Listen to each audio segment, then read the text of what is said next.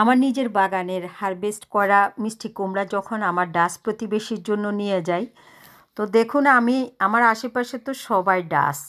তো আমি চিন্তা করলাম যে সবাইকে একটা করে মিষ্টি কুমড়া দিই। এত মিষ্টি কুমড়া আমি কি করব? তারপরে কুমড়াগুলো তো মোটামুটি মাশাআল্লাহ অনেক বড় বড় হয়েছে।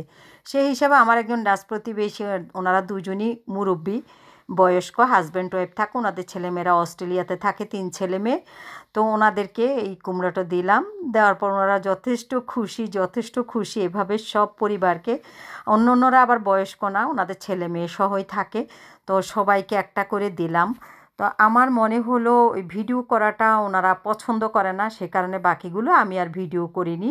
কিন্তু আমার পাড়া প্রতিবেশী সবাইকে আমি একটা একটা করে দিয়েছি। এরা তো ডাস মানুষ, একটা কিছু দিলে ভিডিও করা তারা পছন্দ করে না, জিনিসটা তারা মাইন্ড করে।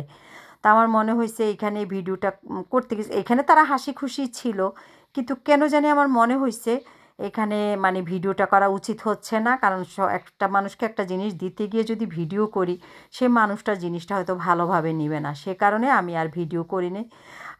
যদিও আমার ছোটো বোন বলছে যে ভিডিও করে, আমি বলছি যে না, ভিডিও করা ঠিক হবে না, এরা মাইন্ড করে এগুলো।